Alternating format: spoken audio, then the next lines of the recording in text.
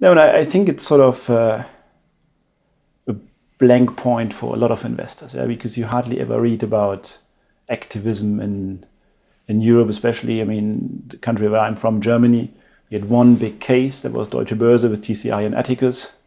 Afterwards, we had the big low-cost discussion, and hedge funds were basically thrown out of Germany. At least that's what it's perceived. Yeah? The reality, I think, is different. It has some advantages that the world thinks about it this way, yeah? Because you hardly have any competition, which obviously helps generating good returns. But when it comes to sort of comparing your typical US activist investor versus what we do, or what I do in Germany, when I talk about Germany, I basically talk Northern Europe, so German-speaking countries and the Nordics. And I might not be entirely fair to a US activist investor because I don't compete with them in the US. I don't really see. It's more what we perceive they are doing. Yeah? And we know that from some discussions that we had together. But from a German perspective, a US activist investor basically does a lot of noise, puts a lot of pressure on companies' management teams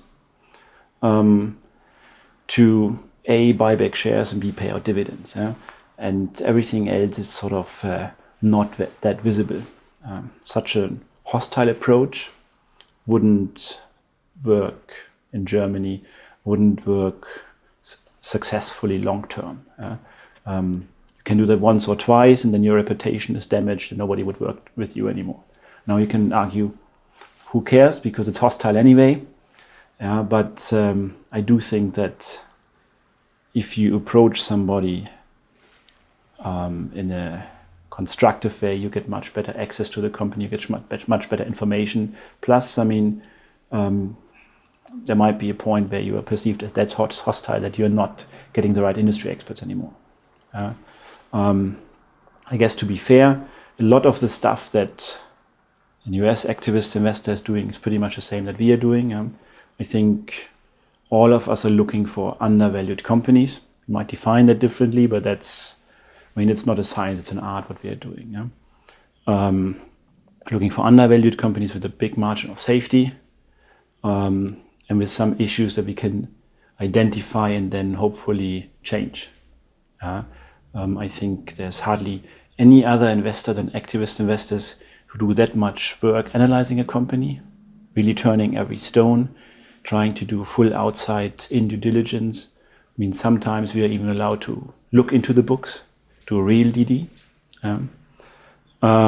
which obviously if you're hostile, that will not be the case. I think all of us work together with multiple industry experts that help you define the issues, the risks of the company and how that can be tackled, and then essentially help you define a value increase plan. And that plan usually then gets discussed either publicly or behind closed doors with the management team, with the board, with interested parties. I think that is pretty much the essence of the work behind the scenes. And then the big difference is basically the way you approach companies. We always do that behind the scenes. I mean, I invest in that strategy now since 2006. I pretty much know most of the companies that are sort of interesting. They are long-term relationships. So there's just a natural approach and a constant dialogue, actually. Yeah? And once we concentrate and focus on one case, that obviously gets intensified. For us, the press is only the last resort. Really, if we cannot get to the management, to the board, quite frankly, I'd rather don't invest than use the press. Why? Because reputation is key in our culture. It's the cultural differences are very important.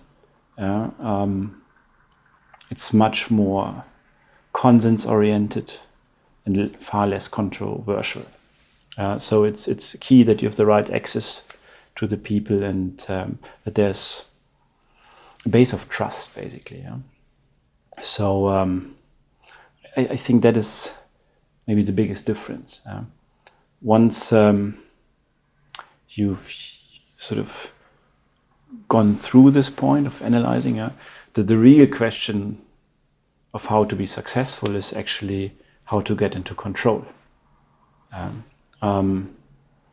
And there, I mean, for a US activist investor, your way to get control or get influence is using the press and doing costly proxy fights.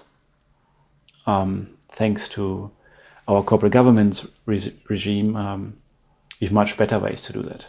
Just to give you maybe 2 examples. In Sweden, if you're one of the 4 largest shareholders, you are automatically asked to join the nomination committee.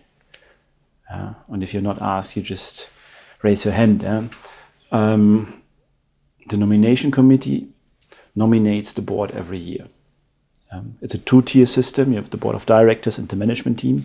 Usually, the management is not represented on the board. So there's a clear hierarchy.